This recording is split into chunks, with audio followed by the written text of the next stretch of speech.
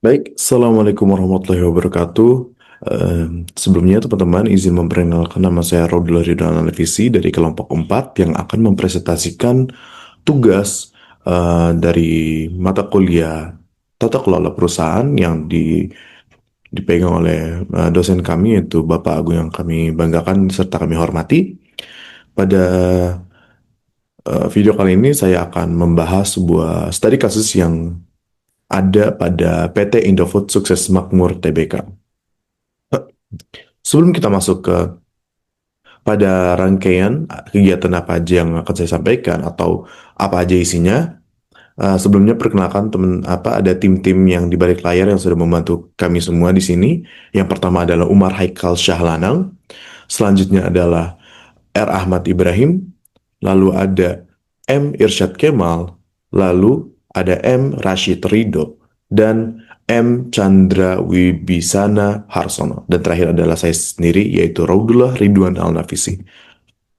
Baik, teman-teman langsung aja kepada intinya atau pada general perusahaan, secara general perusahaan dari Indofood ini. Profil perusahaan dari PT Indofood Sukses Makmur Tbk didirikan pada tanggal 14 Oktober tahun 1990 dengan nama PT Panganjaya Intikusuma dan berganti nama menjadi Indofood pada 5 Februari 1994. Nah, merupakan salah satu perusahaan pengelolaan dengan pangan terbesar di Indonesia yang berpusat di Jakarta. Indofood juga dikenal sebagai perusahaan Total Food Solution karena menjalankan seluruh rantai bisnis pangan melalui dari produk bahan baku, pengelolaan hingga produk konsumen akhir. Kegiatannya atau usahanya meliputi 4 segmen utama, yaitu adalah produk konsumen bermerek seperti mie instan, susu, makanan ringan, dan minuman. Habis itu ada Bogosari yang memproduksi tepung terigu dan pasta. Selanjutnya, agribisnis yang mencakup perkebunan serta produksi minyak goreng dan margarin. Serta distribusi produk terkenalnya antara lainnya adalah Indomie, Indomilk, dan berbagai merek lain yang telah menembus lebih dari 100 negara. Sebelum kita masuk kepada visi, misi, dan value, alangkah baiknya kita mengenalkan secara general nih information yang sudah disampaikan di sisi kiri saya sendiri. Yang pertama adalah nama PT Indofood itu sendiri seperti yang sudah saya sebutkan adalah PT Indofood Sukses Makmur Tbk. Kode sahamnya adalah INDF. Pendirinya adalah Bapak Sudono Salim. Didirikan pada 14 Agustus 1990. Kantor pusatnya adalah Jakarta, Indonesia. Bidang usaha utamanya adalah F&B atau Food and Beverage. Habis ada sektornya yaitu barang konsumen, primer, atau subsektornya adalah makanan dan minuman. Industrinya adalah makanan olahan. Kita masuk kepada visi, misi, dan value-nya. Visi yang dibawakan oleh Indofood ini adalah a total food solution company, menjadi perusahaan yang dapat memenuhi kebutuhan pangan dengan produksi bermutu, berkualitas, dan aman untuk dikonsumsi, dan menjadi pemimpin industri makanan. Misinya atau missionnya adalah untuk yang pertama, untuk menyediakan solusi berkelanjutan untuk kebutuhan pangan. Kedua, untuk terus meningkatkan sumber daya manusia, proses, dan teknologi kami. Ketiga adalah untuk berkontribusi pada kesejahteraan masyarakat dan lingkungan secara berkelanjutan. Yang keempat, yang terakhir, untuk terus meningkatkan nilai-nilai pemangku kepentingan. Lalu ada value-nya atau nilai yang dibawa oleh PT Indofood ini sendiri. Dengan disiplin sebagai dasar yang gaya hidup kami menjalankan bisnis dengan integritas. Kami memperlakukan para pemangku kepentingan dengan hormat, dan bersama-sama kami bersatu untuk mencapai keunggulan dan inovasi keberlanjutan. Selanjutnya adalah GCG atau yang bisa kita ketahui adalah Good Corporate Governance di PT Indofood. Pengertian umum dari GCG sendiri adalah suatu bentuk sistem rancangan untuk pengarahan dalam proses pengelolaan perusahaan yang berbasis secara profesional dengan berdasarkan prinsip-prinsip yang transparansi, akuntabilitas, responsif, independensi, dan proses kesetaraan tanpa adanya poin khusus terhadap suatu pihak. PT Indofood pun menerapkan prinsip GCG ini atau Good Corporate Governance ini sebagai landasan penting dalam menjalankan kegiatan usahanya. Kebijakan GCG Indofood disusun berdasarkan peraturan perundang-undangan yang berlaku, anggaran dasar perseroan, serta 5 prinsip utama yaitu transparansi, akuntabilitas, responsabilitas, independensi, dan keadilan. Struktur tata kelola perusahaan Indofood terdiri dari rapat umum pemegang saham atau kita bisa ketahui adalah RUPS dan dewan komisaris dan direksi di dalamnya yang masing-masing memiliki peran dan tanggung jawab yang jelas serta didukung oleh komite-komite seperti komite audit dan komite nominasi dan remunerasi. GCG Indofood tergolong baik. Beberapa penelitian menunjukkan masih ada ruang untuk meningkatkan terutama dalam hal transparansi keuangan dan pengungkapan keberlanjutan. Secara keseluruhan, Indofood ini penerapan GCG di PT Indofood memperkuat kepercayaan pemegang saham, meningkatkan reputasi perusahaan, serta memastikan keberlangsungan bisnis yang sehat dan beretika. Lalu, GCG PT Indofood ini memiliki 5 prinsip, yaitu adalah transparansi, akuntabilitas, responsibilitas, independensi, dan fairness. 5 prinsip ini diterapkan di perusahaan yang diterbitkan oleh Bursa Efek Indonesia. Transparansi dari PT Indofood menyampaikan komposisi dan peranan Dewan Direksi dan Dewan Komisaris.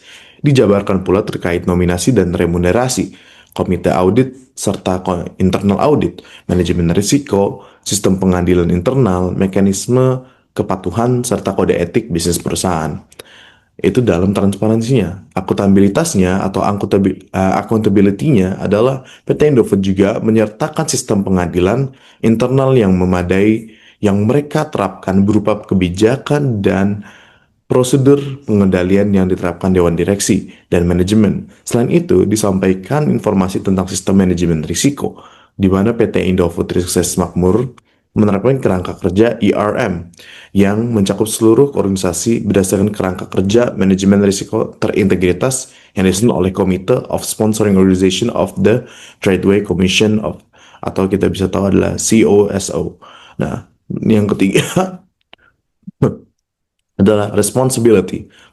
PT Indofood Sukses Makmur juga menyampaikan pertanggungjawab mereka terhadap lingkungan sekitar. Indofood berupaya untuk tidak hanya mendorong kinerja keuangan yang baik, akan tapi juga turut mendukung kesejahteraan masyarakat, serta menjaga sumber daya alam di lingkungannya. Sebagai besar program yang telah dijalankan tersebut selaras dengan tujuan pembangunan keberlanjutan, persatuan bangsa-bangsa. Lalu yang keempat adalah independensi. PT Indofood dapat dikatakan telah menerapkan prinsip tersebut dengan cukup baik dalam pengambilan keputusan. PT Indofood juga bersifat independensi di mana tidak ada intervensi dari pihak manapun karena Indofood menyebutkan hasil dari rapat umum pemegang saham secara umum. Lalu yang kelima atau yang terakhir adalah fairness. Prinsip kewajaran dan kesetaraan yang dilakukan oleh PT Indofood ini ditunjukkan melalui pemberian kesempatan yang sama yang tidak hanya dalam menyampaikan pendapat mereka, tapi juga kesempatan dalam pengembangan dan mengasah kemampuan mereka. Seluruh karyawan mendapatkan program pelatihan dan pengembangan yang sama di PT Indofood Sukses Makmur. Selanjutnya adalah bagaimana implementasi good corporate governance di PT Indofood. Indofood menerapkan prinsip GCG ini sebagai bagian dari budaya perusahaan untuk menciptakan pengelolaan yang transparan, akuntabel, dan keberlanjutan. Tujuannya adalah meningkatkan kepercayaan pemangku kepentingan, memastikan efisiensi manajemen, serta mendukung pertumbuhan bisnis yang berkelanjutan. Prinsip utamanya adalah transparansi, akuntabilitas, tanggung jawab, independensi, dan keadilan. Struktur GCG PT Indofood secara RUPS-nya adalah menetapkan arah kebijakan dan pengangkatan Dewan Komisaris dan Direksi. Yang kedua adalah Dewan Komisaris, mengawasi kinerja direksi dan memastikan kepatuhan terhadap etika bisnis dan regulasi. Yang ketiga adalah direksi, bertanggung jawab atas kegiatan operasional, manajemen risiko, serta penerapan tata kelola yang baik. Dan yang selanjutnya adalah komite sistem pendukung, komite audit, memastikan keakuratan laporan keuangan dan efektivitas sistem pengadilan secara internal. Komite nominasi dan remunerasi mengatur evaluasi dan kompensasi manajemen. Ketiga adalah internal dan eksternal auditor memastikan kepatuhan terhadap prosedur dan peraturan. Keempat adalah sistem manajemen risiko atau ERM, diterapkan berdasarkan kerangka kerja COSO untuk mengelola risiko secara terintegritas. Implementasi dan komitmennya menyampaikan laporan tahunan yang lengkap dan akurat. Dan yang kedua adalah menyediakan informasi terbuka di situs resminya di www.indofood.com. Selanjutnya adalah melaksanakan pelatihan SDM. Yang keempat adalah mengikuti rekomendasi dari OJK dalam penerapan tata kelola yang transparan. Lalu mereka juga dari PT Indofood memiliki tiga pilar utama untuk keberlanjutan itu sebagai kerangka strategis keberlanjutan. Yang pertama adalah tanggung jawab tanggung dalam menghadirkan produk pangan untuk semua masyarakat. PT Indofood menyampaikan kompensasi dan peranan Dewan Direksi dan Dewan Komisaris dijabarkan pula terkait nominasi dan remunerasi Komite Audit Internal Audit Manajemen Risiko, Sistem Pengadilan Internal, Mekanisme Kepatuhan serta Etik Bisnis. Kedua, yaitu perlindungan terhadap lingkungan. Pilar ini mencakup aspek lingkungan, pengelolaan energi air, limbah, plastik, perubahan iklim, keanekaragaman hayati, dan pengelolaan perkebunan berkelanjutan. Yang ketiga, yaitu adalah tumbuh bersama karyawan dan masyarakat. Pilar ini fokus pada aspek sosial dan tata kelola, pengembangan karyawan, keselamatan dan kesehatan kerja, pengembangan masyarakat, dan hak asasi manusia dan tata kelola yang baik. Lalu ada dampak penerapan GCG pada PT Indofood. Peningkatan kepercayaan publik dan investor. Semakin transparan dan akuntabilitas laporan tahunan membuat RUPS dan investor terhadap integritas kepentingan yakin terhadap integritas dan kinerja perusahaan. Manajemen keberlanjutan usaha atau sustainability. Tata kelola yang baik membantu Indofood menjaga stabilitas bisnis dan menghadapi risiko dengan lebih efektif.